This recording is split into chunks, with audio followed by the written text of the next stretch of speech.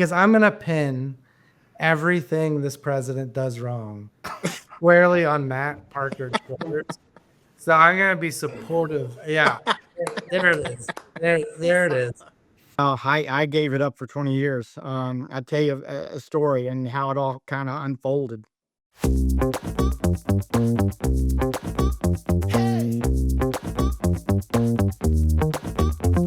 Ladies and gentlemen, welcome to another episode of Golf and Politics, and we have a great episode today. Our guest is known across the country as perhaps the oldest man to ever qualify for the PGA Championship. The records are kind of unclear on it, actually, but as far as my knowledge, at 61 years old, he was the oldest to ever qualify for the PGA Championship. Last year, he played at Valhalla in Louisville. He's also the head professional at Cedar Ridge Country Club in Broken Arrow, Oklahoma, and a world-renowned teacher. He's even a former caddy on the LPGA Tour. Tracy Phillips, thanks for agreeing to come on our podcast tonight. Absolutely. And I've really benefited from taking some lessons from you and then also from your assistant Maggie. Really has helped my game over the last year. But you got an amazing background, and there's lots of questions that Rob and I want to get into. And frankly, we probably want to geek out more on the golf questions. But the last time we had a PGA professional come on our show, we just asked him tons of questions about the golf swing, tons of questions about golf course architecture. We get to the end of it, and he goes, "Isn't this golf and politics? I want to talk about politics." So we've decided we're going to, open with that. Okay, and my first question is, you teach hundreds of golfers every year.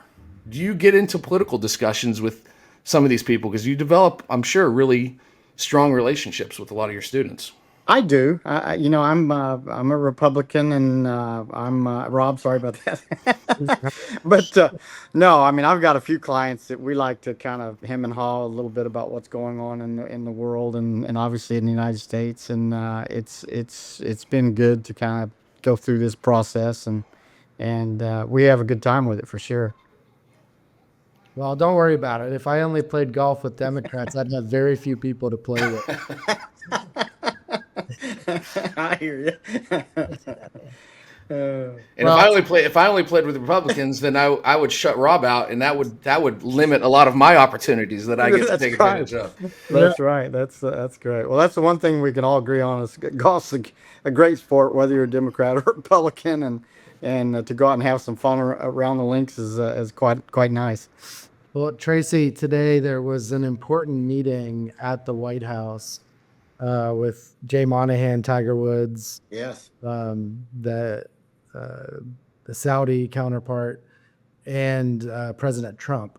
Wanted to get your take on the state of the pro game and what you think would improve it and what direction it's going in. I mean, I'll give a little bit of a leading question of where my view is.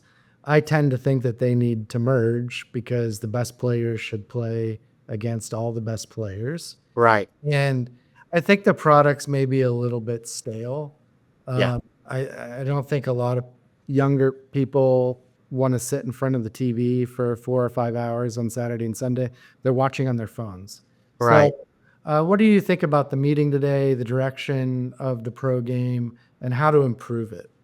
Well, I certainly think golf, as we know it from a PGA Tour aspect, has been fractured ever since LIV came on board.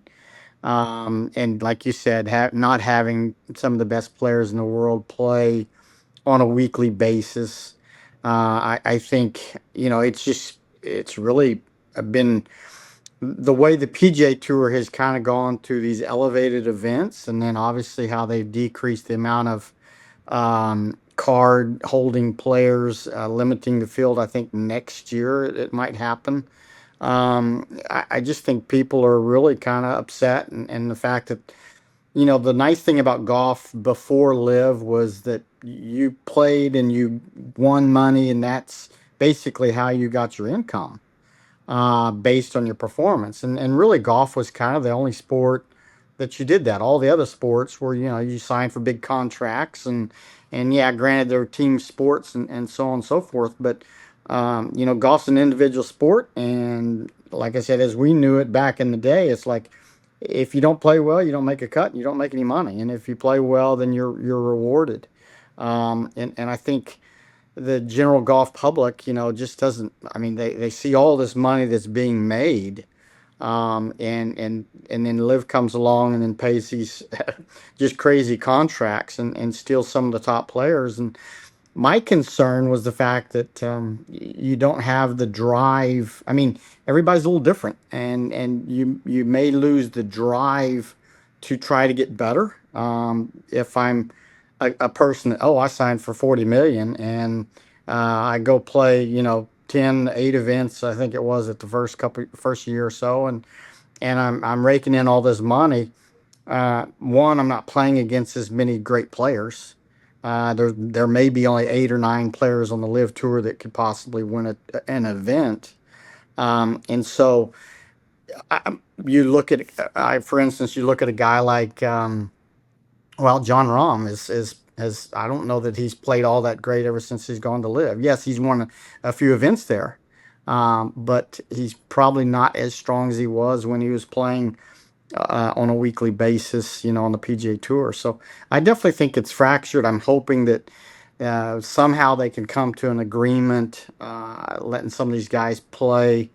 I always thought that, if you had just to play in the majors to get them on board, is maybe you take the top 3 players on the money list leading up to that particular major championship 2 weeks prior, and those guys are in the field.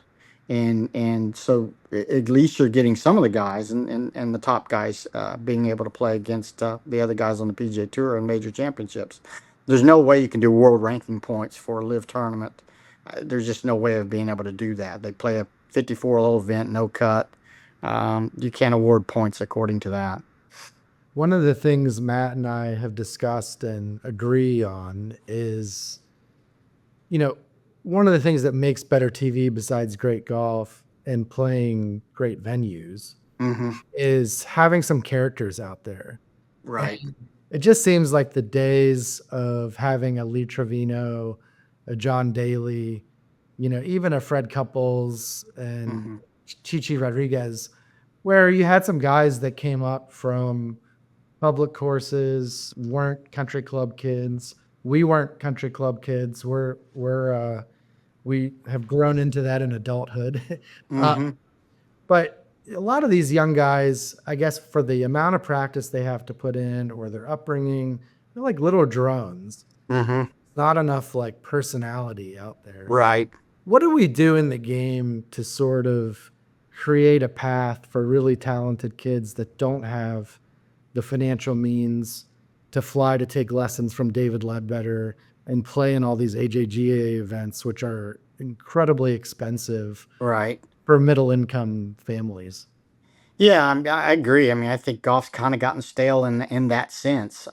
We had, to watch Lee Trevino and his banter when he pulls the snake out of the bag and throws it towards Jack Nicklaus. I mean, those are the things I remember as a kid and watching. And of course, he talked a lot, and you don't have that, like you say, you don't have that on the tour anymore. I mean, Scotty, obviously, Tiger Woods propelled golf to this unbelievable heights, and that's why they're playing for so much money these days. And obviously, as Tiger's kind of on the back end of his career, golf is, I guess, as we've known, is like you try to pass that torch on to someone else. And right now, obviously, it's Scotty Scheffler. Now, Scotty's a great, I think, great role model, great person, great kid. Um, but he says it himself. He's like, when he's on the golf course, he's just grinding it out, and he barely kind of looks up and acknowledges the crowd. Now, after the tournament's over, he's one of the nicest guys in the world, and so you're right. I think it's important to be able to kind of, because it's entertainment, and if they're not entertaining the general golf public, it's hard, and it's people won't turn on the TV to watch 4 hours, like you say, if it's just kind of a Doleville non-drama. I mean, it takes the golf tournaments like we had this past weekend. I mean, I thought it was entertaining. I thought it was exciting to have some big names up there for Ludwig to come out of the I mean, I always thought that McGreevy probably had it in the bag, and then all of a sudden Levitt comes on and kind of snatches it on the last hole. Never led the tournament until the 72nd hole. So there's some great things there that happened. But you're right. I think somehow they've got to get a little bit better in terms of appealing to the golf crowd, make it fun for us to watch. Um, it's they've got to do something, and hopefully they can get these guys a little bit together, and some of the better players come over and play against the PGA Tour guys and bring some of that back. However, I do look and I like the fact that like when JT and Jordan Spieth had that good year when he came out, and the guys um, were waiting on the 18th hole to shake each other's hand or to congratulate the winner. We didn't see that so much in the Tiger days when he was winning a lot. I think we overlooked that aspect. Like Tiger was the big draw, but he was also a very individual, very quiet person. And then when Tiger, after all the trouble and he came back, I mean, we loved the new Tiger in the sense that hey, he's a person that's got a personality, and he's kind of more entertaining than he ever was when he was top player in the world for so many years. I think it's kind of similar in a sense of when Tiger Woods was dominating the game of golf, he wasn't exactly this lovable personality. Right. I think what made him such a draw was just the absolute utter greatness. Very Exactly. similar to when Michael Jordan was dominating the NBA.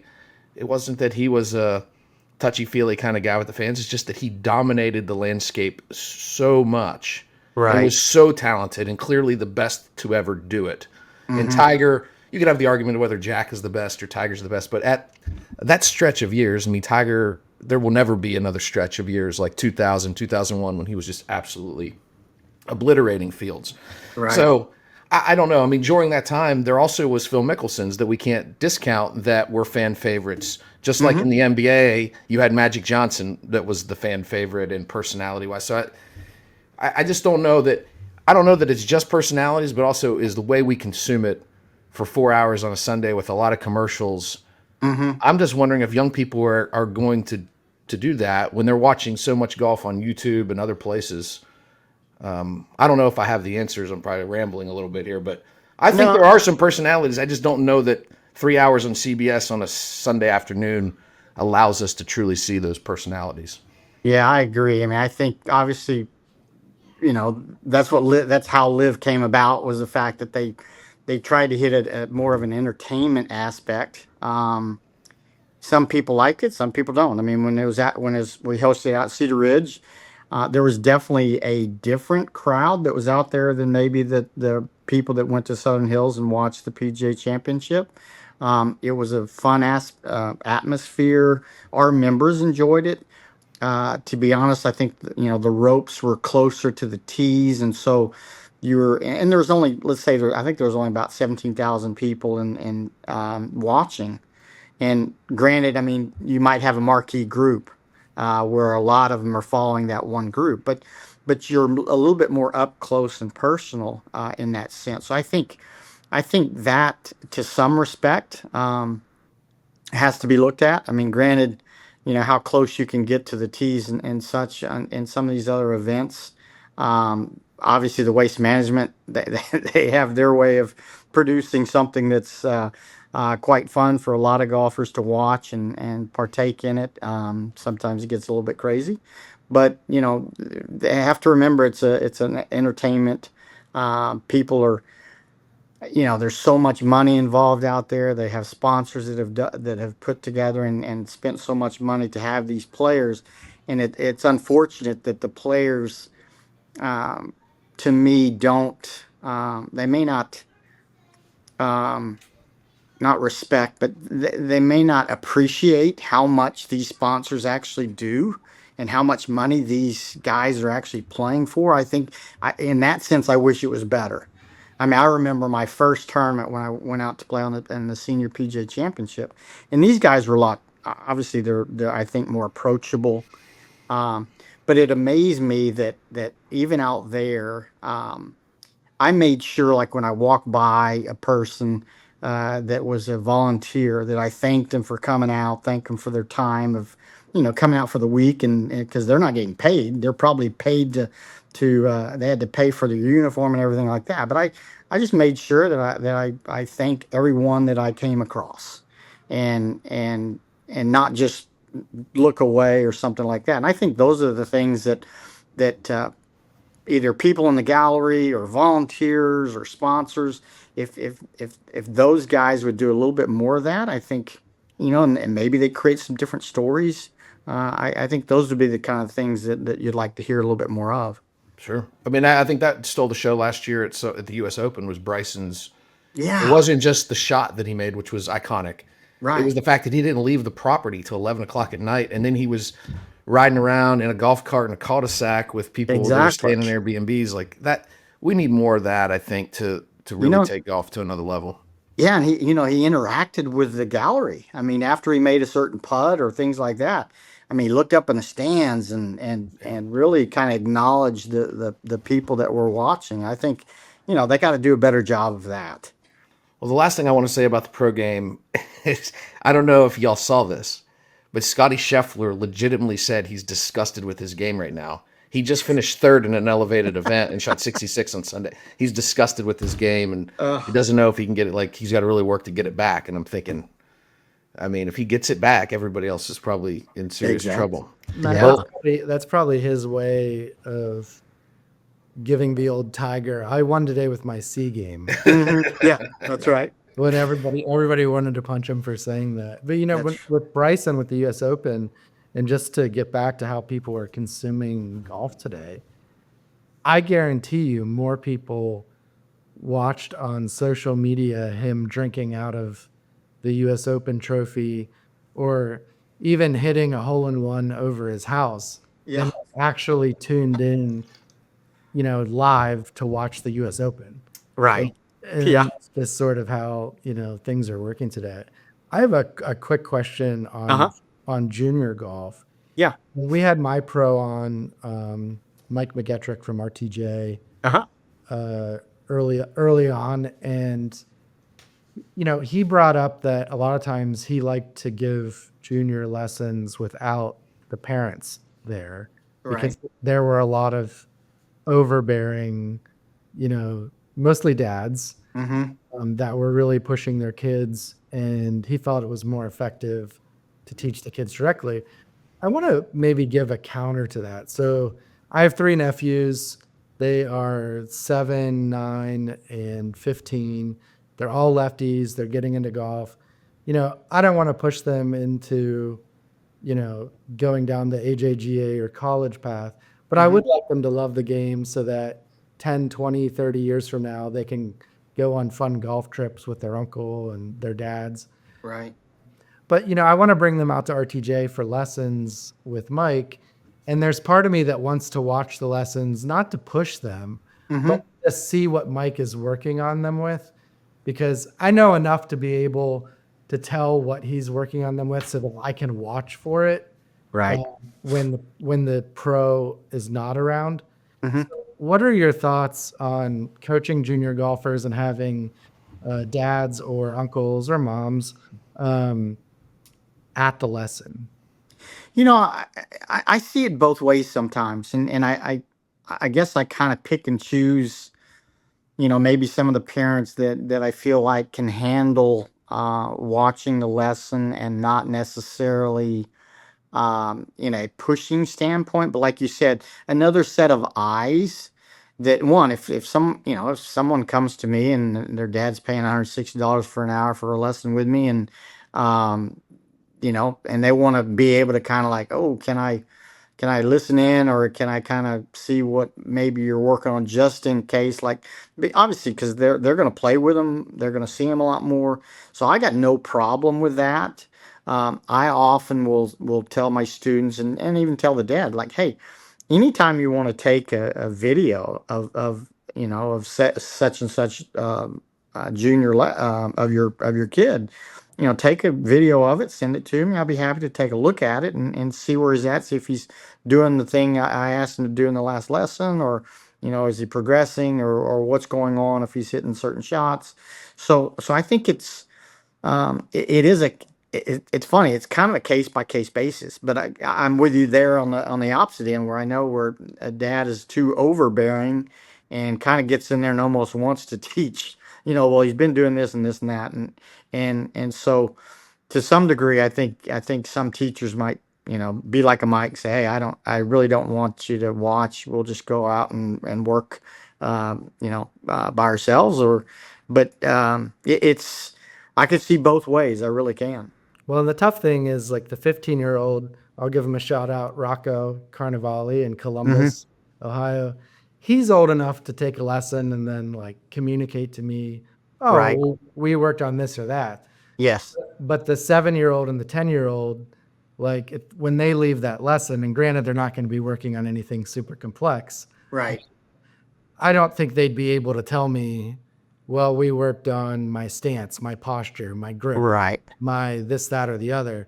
So like I wouldn't even participate. I would just kind of see, oh, well, this is what Mike sees and how Hmm. he's teaching it, just so that I could maximize, the time when he's not around. Yeah, I mean that's certainly important. Like you said, a younger kid is more apt to maybe lose some of the verbal stuff that maybe that they'd worked on. If it was just purely a setup or a grip, something relatively easy that I'm going to sneak back in the old habit, and if you could catch it, then it might mean the difference between obviously them doing very well or not doing well at all. So I think it's in this crazy game, it is all about communication. It is all about the understanding of bad shots, um, and like I said, I mean, since the parents are with them most of the time anyway, I've got no problem with the parents setting in and viewing. And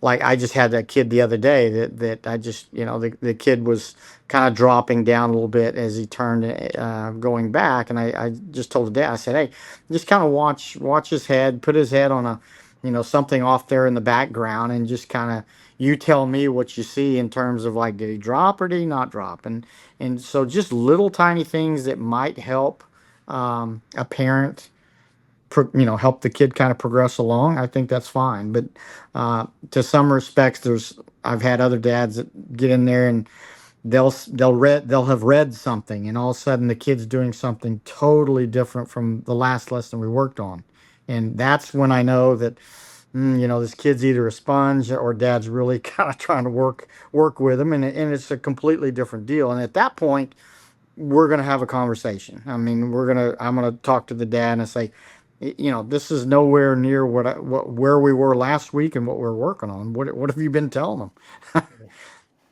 So as a junior golfer yourself, growing Hmm. up with a PGA professional for a father, Right. was golf something that you just absolutely loved and gravitated to, or was it something you did because you were good at it and your father was the head pro?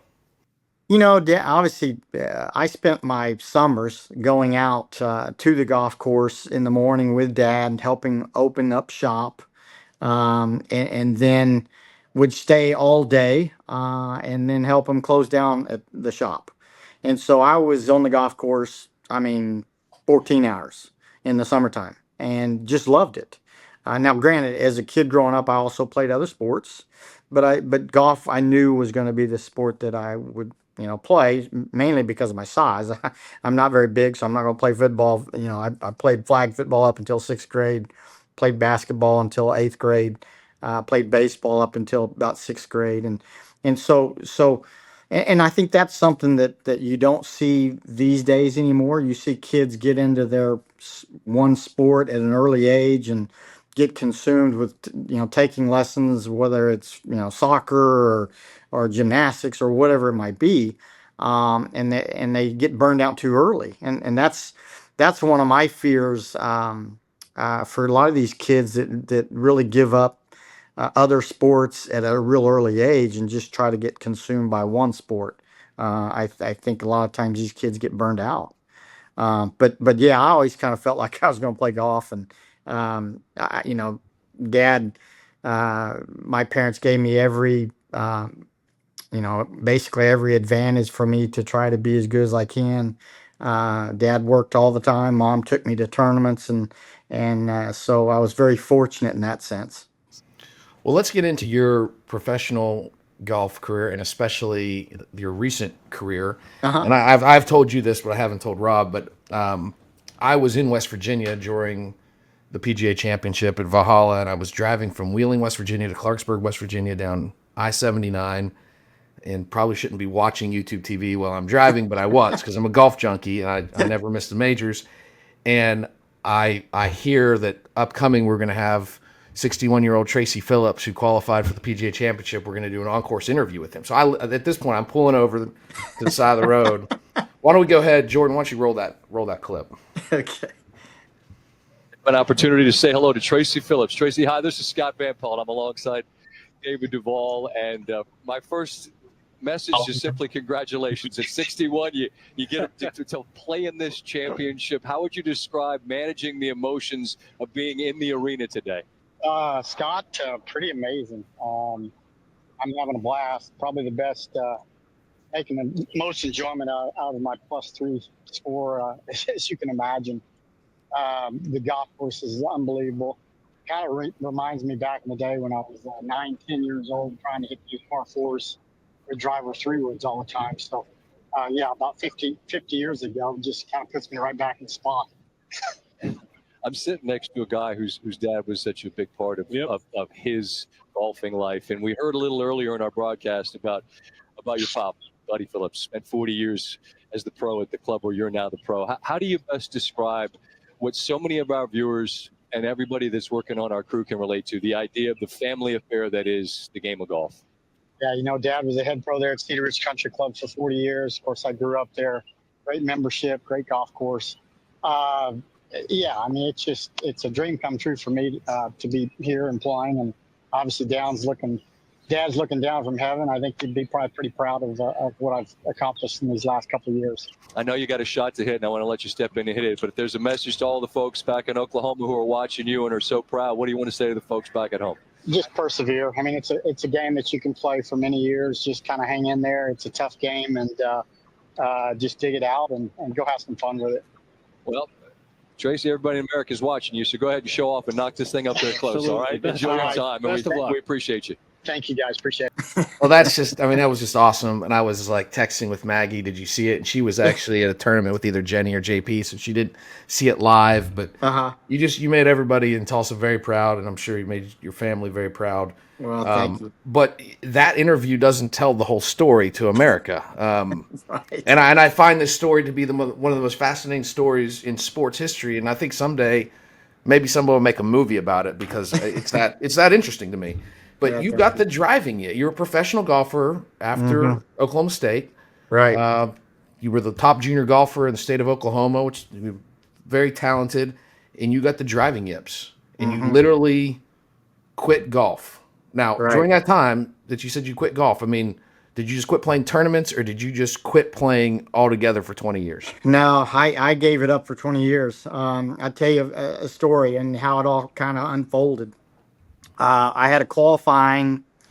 Of course, I played my first college tournament at Oklahoma State, and as a freshman, won by 10 shots.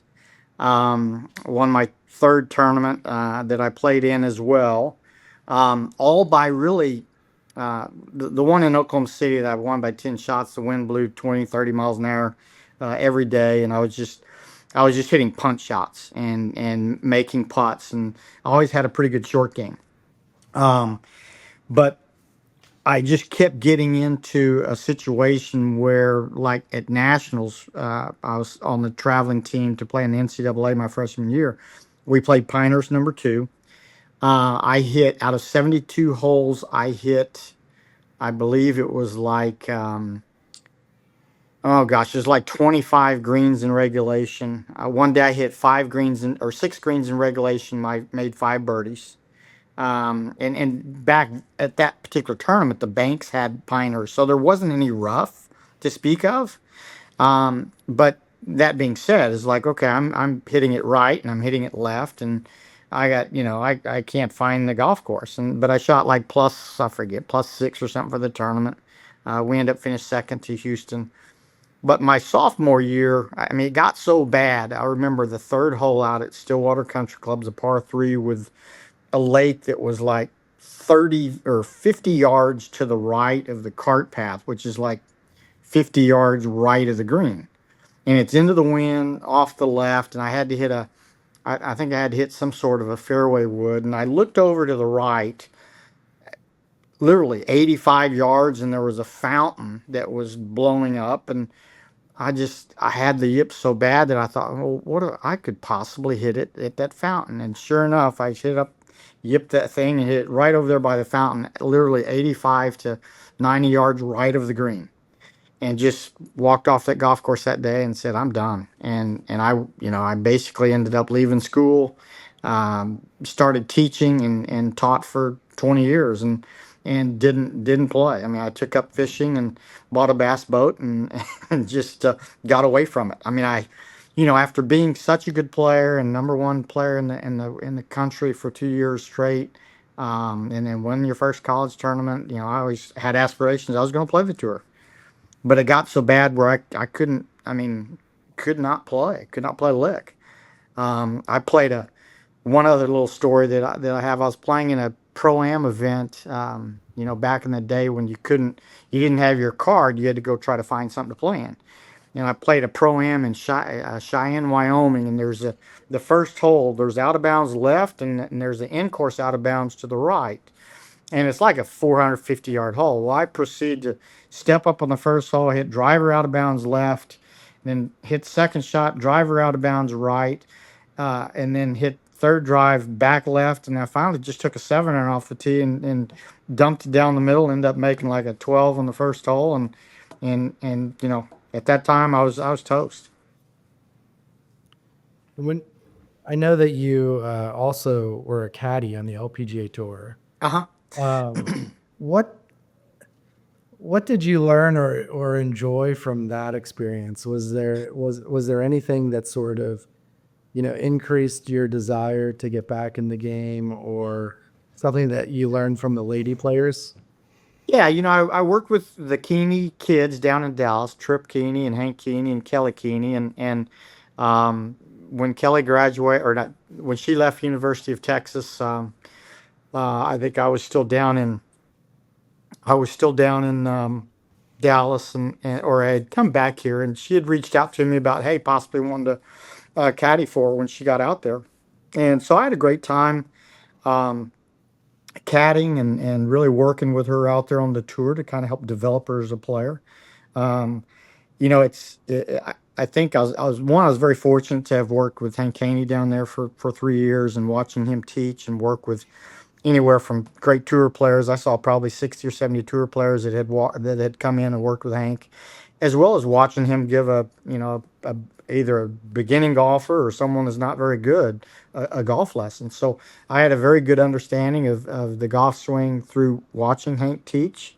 Obviously, I had my own short game kind of skills that I felt like I could help anybody with, and so it was a good match for me to take and go out there and to work with her and help her develop her skills out on tour.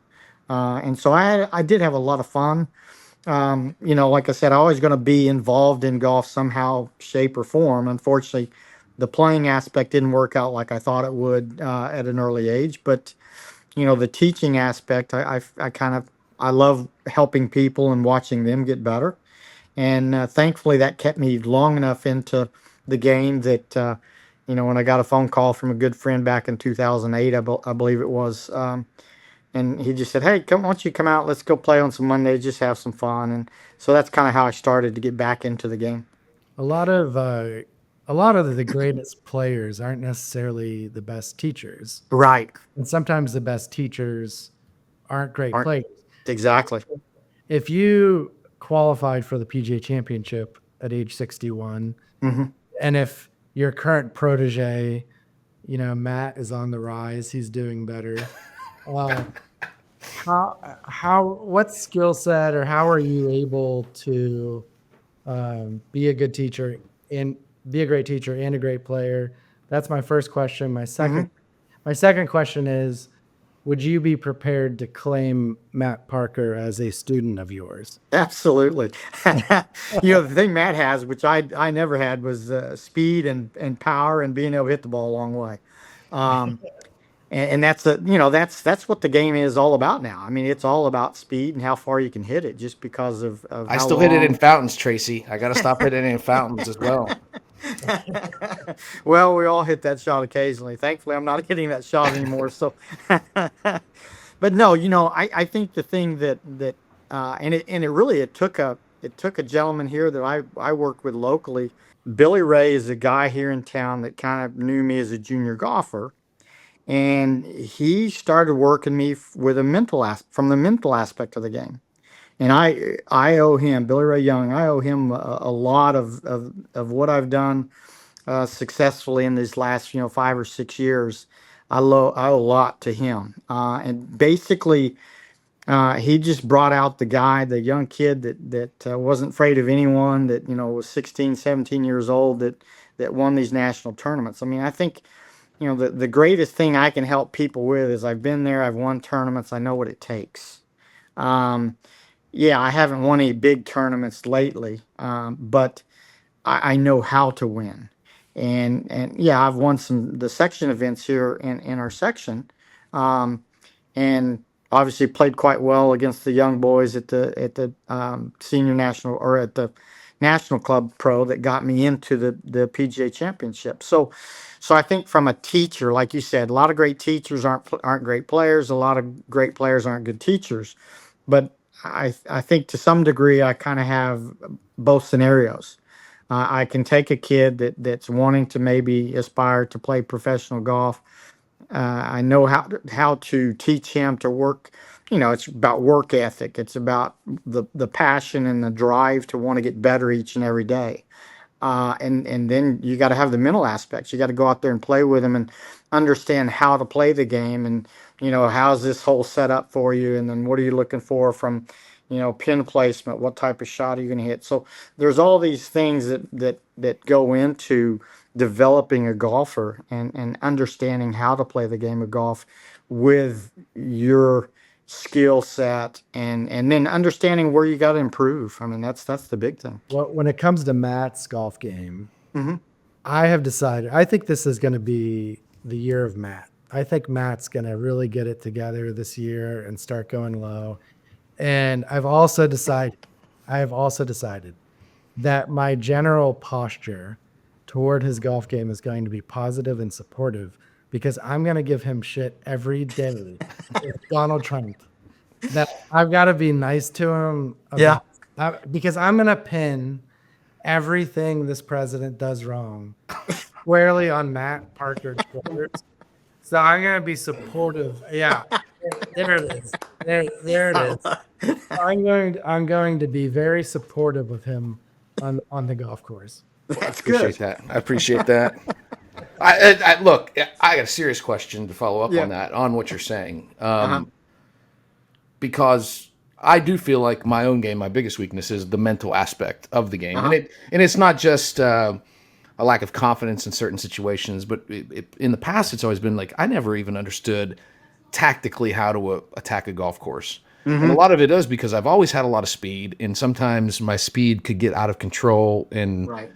I miss right or left, and create big problems, and penalty shots are just killers for scores. But I do feel like I've learned a lot, like through decade and reading Mark Brody's book on strokes gained, and figuring out what's important, and where to miss. And I'm doing some of that better, but I still feel like I just have a long ways to go. And I mean, what do you recommend to students that, and I'm not trying to toot my own horn, but like you said, I have the speed, I have the shots to be a scratch golfer.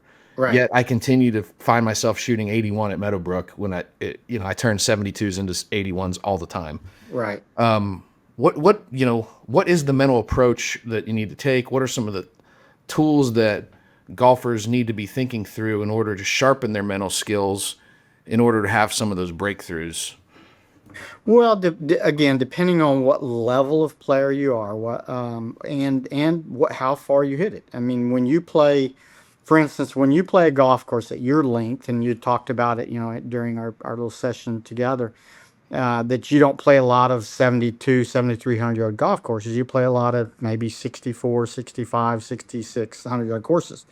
That being said, with someone that has, the ability to hit a ball 320 yards off the tee, you have to look at each hole and how it's designed as to what is 320 off the tee get you. Do the fairways tighten up? If it's a 370-yard hole, then and you got a fairway that tightens up with a creek on the left at 300 and a bunker on the right at 290. By you choosing that driver, bringing in those hazards and those penalty shots is not probably a good decision for that particular hole. And especially if it's let's say a right to left hole with the wind off your right. That would be a scenario where you probably need to take that iron off the tee, and you're still going to have a 100 and maybe 15-yard shot. So players that have a lot of speed, what I have found is that speed means fast hands, and generally fast hands you have to learn to harness that when you're in that 120 yard and inside 120 yard range. So someone that hits the ball very long has to get. I'd encourage them to get really, really good from 130 yards and in.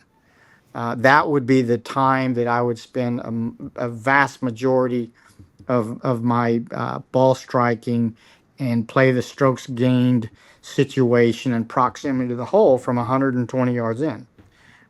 Because again, if you can attack the pin from that aspect, and the worst thing would be to have 120 yards and then have a 40 footer, and then you three putt, and you're looking at back and you think, well, okay, in that scenario, why didn't I just go ahead and take driver, try to hit it up there, 30 yards from the hole and maybe chip it closer. So you have to really just kind of look at where your weaknesses are and where your strengths are, and play into your strengths, but don't let your strengths get you into some bad decision making, and then take your weaknesses and really get those a lot better. And so for me, obviously, for me to go play Valhalla was like, okay, I knew I was going to be hitting a lot of woods. I didn't think I was going to hit as many, but unfortunately it rained and conditions were extremely soft. And so for a guy that has 151 ball speed, 152 mile an hour ball speed, I'm going to have a lot of woods into those holes. And like I said, the first day, I think I hit maybe eight iron shots or six iron shots. The rest of them were woods. And, I was shot 75 and probably turned a 71 into 75 that day. And then, of course, the second day was 80 and it rained all day, all that morning. So, but I think that's the thing is as players, we have to look, and as a teacher, I try and encourage my students. Well, if I've got an older gentleman that's like a 16 handicapper and his goal is to be a 9, is he going to gain 20 yards? Probably not. If his technique's decent. So then how many greens is he hitting? If he's only hitting 4 greens, and even if I did add 20 yards, is that going to help him get more greens in red? Or does he need to just improve upon when he hits 2 shots to a par 4 and can't get there? How close are you to that green? Well, if you find that you're usually always within like 30 yards of the green, guess where I'm going to have him work? 30 yards and in, and just wear that area out and get really good at that, and then make better decisions, and then boom, he can maybe get down below a single digit. Makes a ton of sense. A lot of our buddies that we travel with and play, go to resorts or go overseas, it seems like there's a trend, and Matt and I have both played a lot of amateur golf, so I think we're a little bit more used to things going well, right? Uh-huh. So I see a lot of amateurs that are very uncomfortable as things are going well. Like they'll make a birdie, and I bet you $50 the next hole they bogey or double. Right. Or if they're playing really well and they get to the 13th or 14th hole and they're 4 over and it looks like there's a chance they could break 80 for $50, they just collapse. Yes. What advice would you give to, pretty good amateur casual golfers Mhm. who maybe don't have the junior golf background of how to be comfortable when things are going well Right. and keep it going instead of expecting for the wheels to pop off? Right. The first thing I always tell my students is like, don't count your scores up. I mean, don't, you know, oh, I'm 4 over and I got 4 holes to play and I got an easy par five ahead and I can probably make birdie there, so on and so forth. And so the problem there is like we get thinking ahead. We don't stay in the moment. The old adage of take one shot at a time, stay in the moment. That's very important. As easy as it may sound, but that's really what you have to do. I think the probably the most important thing that amateurs need to have is a pre-shot routine that keeps them in the zone. Um, that's something that I have really worked hard on and developed since coming back. And so, like my first tournament, or when I finished tied for 17th and played with Ernie Els at the Senior PGA, uh, the last 2 days, you would have thought I would have been nervous as heck playing with Ernie Els on a Saturday Sunday at a major championship, and I wasn't. Part of that was the fact that Billy Ray had helped me a lot with my own self confidence, my inner confidence. That I had a phrase that I would say anytime I either felt like maybe a negative thought came in, I'd say this phrase, or if I felt a little bit of pressure, I'd say this phrase. The other thing I had was a pre-shot routine that was from the time I pulled the club out and what I did, you could pretty well time it, and it's going to be pretty close to the same amount of time in my process. So so it's staying in that pre-shot routine. If you're, regardless of what caliber player you are, and like you're saying, we've all played with the guys that man, they're playing well above their norm. They go out and shoot 36 in the front side and oh man, I'm gonna finally break 80, and then they go out and shoot 44, 45 on the backside. That's just because they get thinking ahead and they get excited and they don't stay in the process, and more than likely they just don't have the routine to keep them comfortable. So on the pre-shot routine, and I'm gonna try to get a free lesson so I don't have to Okay. Venmo you $160 Okay. on the spot. Uh-huh. Do you have a trigger to start your swing? I don't. I mean, obviously, it's important to stay loose and not stand over the ball stationary for a long amount of time. I basically will, my last trigger would be I look at the hole, I look back down on the ground, then I kind of pull the trigger. I don't have any kind of a forward press or any kind of a knee kick in or anything like a Matt Wolf or something like that. But like I said, the main thing is I've developed my pre-shot routine when I'm hitting balls on the range, and it's really basically kind of from the time I grip the club, from the time I walk into it, and the distance at which I walk into it from, is always the same. And so that's important. If if you need a motion of some sort of a trigger, that's okay. I mean, just anything to kind of keep you in that process, I think, is important. Well, I want to make two comments before we get into our shotgun nine. Yeah. One, Mike McGetrick said the same exact thing when he was on our program about the one thing that amateur golfers need to work on, the routine, it being important to do the same thing over and over again. So good minds are obviously thinking alike. Yeah, And then yeah. I just tell you a funny quick story about not counting your strokes and why that's great advice. A couple years ago, I was playing Kicking Bird, and I hadn't been playing very well, but I got into a mode where I was playing well on the back nine, and I birdied.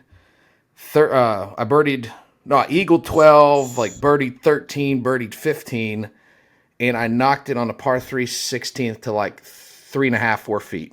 Oh wow. And all of a sudden, I'm thinking, okay, I make this putt on 500 on the side. This par 35. I've never shot 29 in my life. If I make this putt, I'm shooting 29 because I just got it today. Everything I'm looking at's going in. I'm hitting the ball great. I Yeah. proceeded to miss 3.5 footer.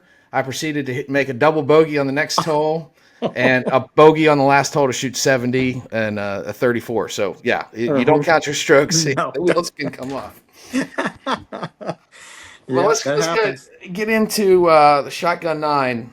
Okay. Fun questions here. First Yeah. one: if you could pick your dream foursome, but this foursome has to include a politician, a professional golfer, and a celebrity. They can be living or dead. Who are those three that you're coming up with your dream foursome? Oh gosh, definitely Donald Trump. All right. Let's see, politician, okay, and then a celebrity, probably, gosh, maybe Bob Hope. Okay. But yeah, That's a great one. Yeah. that's really dating But me. I mean, a golf legend. Well, Bob Hope's a golf That's legend. right. That's right. And then you said a professional golfer, Yes. or obviously Tiger Woods. Tiger Yeah. Woods. Yeah. Okay, so in Oklahoma, I went for a golf trip last year with Matt, and we played Oak Tree National, and then we were in Kansas and we played Prairie Dunes. Yeah. So when I come back this year, we're going to play Southern Hills. Nice. So other than those three obvious courses, what are the other two within like a 3-hour radius of Tulsa should we play? A Lotion Club's awfully good. I think there's a neat little golf course up in the Ozarks called Portosima.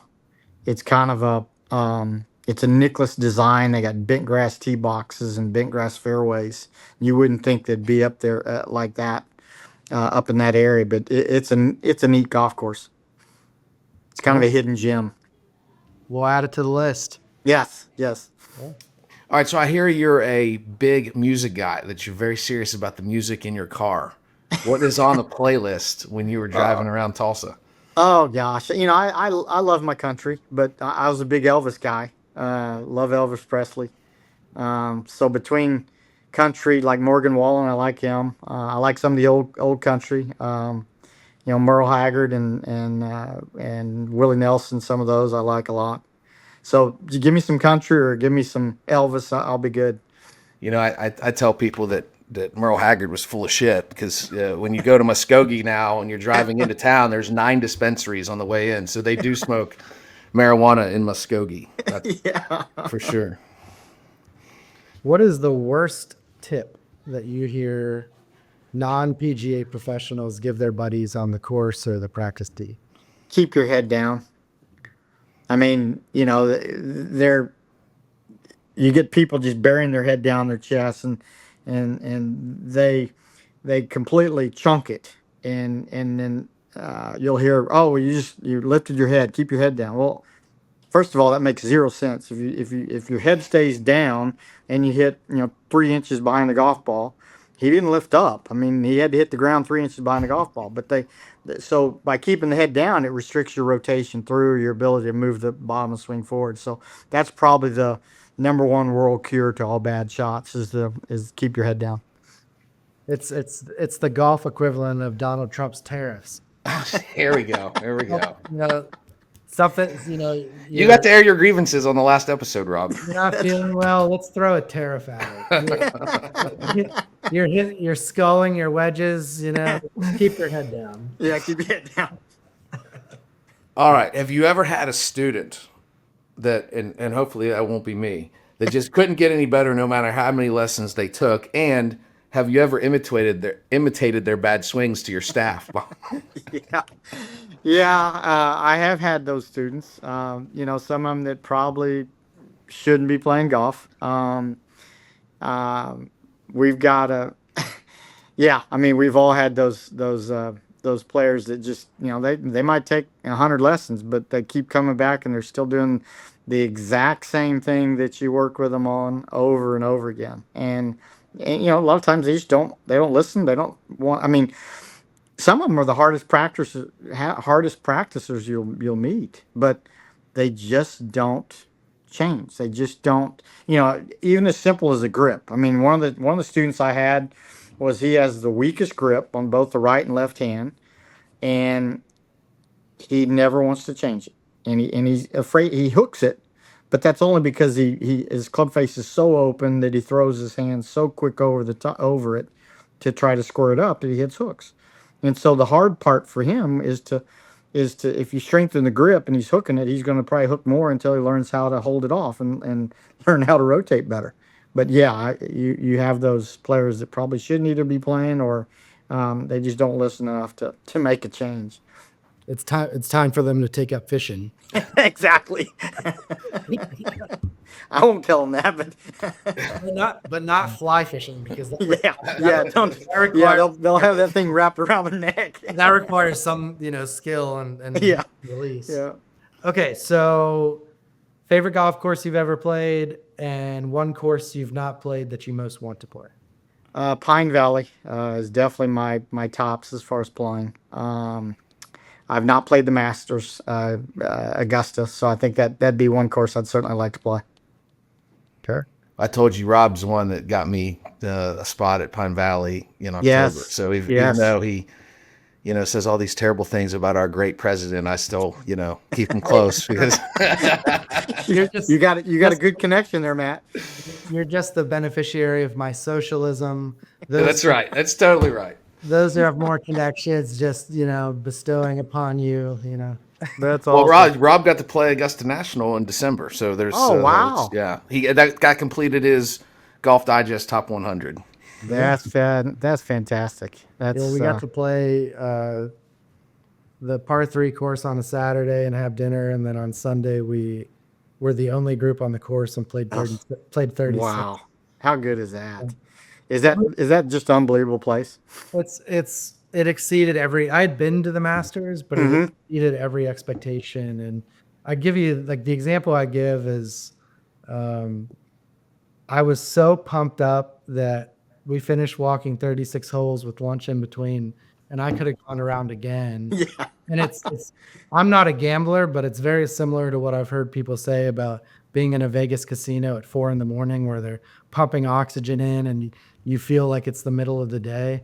Yes. That's how you are at Augusta the whole time. It is like the happiest I've been since I believed in Santa Claus. That had to be something. That's awesome. I'm jealous. Obviously there's real strict policies on sharing things, and so Rob was fortunate to share some things privately with me. And I mean, to this day, about once a week, I go back and look at some of those videos, and I get excited. And it looked like Rob was walking on air the entire time. He was just kind of, levitating through. And he had some awesome shots too. On 16, he knocked it. Would you knock it to 6 feet and made the putt for birdie? Right? I mean, made the putt for birdie, and I birdied 12 both times. Oh wow! Yeah, it was just it was a dream come true, and I literally would have canceled anything to make that happen. Yeah. I'm glad I did. So it was. That's fantastic. Well, there's a lot of guys that like birdies on 12. One speed. Well, I tell you what, we only have time for 2 more questions. I'm going to take one, and then Rob will take the last one. Okay. I hear you're a big Outback Steakhouse guy. What is your go-to order when you go down under? Oh, I'm a big steak guy, so I'll just get me a filet and a baked potato loaded. Yeah, Outback's underrated, I think. And partly I think that's because Rob and I grew up in the same area, and the Outback Steakhouse was the nicest restaurant in St. Clairsville, Ohio, at one point in time. So when I'm on the road, I do hit up Outbacks fairly often. Well, they're consistent. I mean, that's true. That's the one thing, is they're very consistent with their food and how they prepare it. So I'm kind of a creature of habit. If I find a restaurant that I like a certain meal, I'll stay with that meal all the time. I won't try. That's got to be important when you're on the road playing a golf tournament, right? Exactly. Getting one meal that doesn't agree with you could cause real problems. Exactly. Yep, that's right. I mean, when growing up, we didn't eat out as much as we do today, and I can remember always telling my mom, "Oh, can we stop at Outback and get something? I want a bloomin' onion." And she'd be like, "Oh, I make that better at home." And I'm like, "Bullshit! Bloomin' onion. No, there's no way." Okay, my last question is: what is the number one thing that is holding amateurs back from getting better? I've got to think that I kind of go to short game, to understanding some guys that just maybe have a really poor takeaway to their golf swing. There's workarounds that maybe they learn how to chip with a hybrid, or they use a Texas wedge more. Um, I think the biggest thing is just understanding where they're weak, and either play away from that weakness, or try to figure it out and try to improve it. But I would have to say the short game um, is such an important aspect, because it's the ability to take a, if you're a higher handicap, it's the ability to turn a 90 into an 85 if you just short game it better. If you just don't three putt, or if you don't two chip, or if you don't, make those kind of mistakes. I mean, if I hit it in the trees, I can hit it out and wedge it up and maybe make a putt. So I would say 50 yards and in. Everybody just makes a commitment that they're going to work really hard from 50 yards and in, and do really well. You're going to see scores come down, because let's face it, we're never going to hit 18. I mean, we're not going to hit 18 greens in regulation, the vast majority of us. So it's about getting around the golf course, and doing what you can better, which to me, a lot of people can do a lot better from 30 yards and in, or 50 yards and in. So I'm gonna sneak one quick question in. Does it ever drive you crazy when you have a member at your club who takes one lesson, doesn't practice it, doesn't get any better, and then is like, "Oh, that Tracy Phillips doesn't know shit." With like they invested 1 hour. Yeah. Yeah, oh yeah. I mean, there's certainly those and those are usually the ones that obviously haven't taken very many lessons, or um, they're your non-practicers. I mean, let's face it, to make a change, it takes time, and um, the better the player you are, it's probably obviously a little bit harder to make a change. I always Um, I always tell my buddies, you know, it's fine to take one lesson to see if you like it and it's something you want to invest in. right. But instead of buying a new $600 driver every year, Yeah. if you're gonna do these expensive trips to Bandon Dunes and Mm-hmm. Broomsong and everywhere else, don't get one lesson. Buy a 5-pack, buy a 10, Yeah. and do half of them on short game and half of them on full game, because you really do need more than one lesson. Right. You got to get, and then it's what you do in between them Correct. where you're going to get, the best return on your investment. Exactly. I mean, it's all about reps. I mean, you've got to, you hear Tiger say it all the time. It's about reps. And if you're going to make a change, you have to have repetition of the change you're going to make. You have to do something different. And to some degree, uh, if you're going to make it fairly fast, or if the faster you make a change, typically you have to really over exaggerate the feels of the fix in order to get that processed and better. And then you gotta be able to take it from the range to the golf course. So I do a lot of, I teach my students to play some holes out on the golf course, mentally change targets, hit a driver, then hit a 9-iron. Then if you miss that green, then hit a chip shot to that ball that's out there.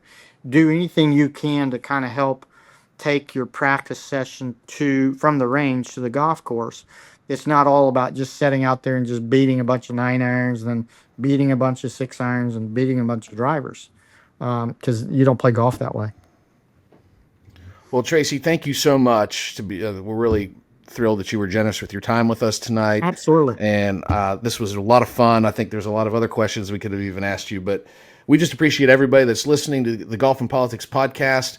Anywhere that you get social media, we've got a presence there. It helps us if you follow us, subscribe. If you listen on Spotify or Apple or Amazon, wherever you get your podcasts, please subscribe, and especially on YouTube. If you subscribe to the show, it helps us tremendously. So again, thank you. And Tracy, thanks again.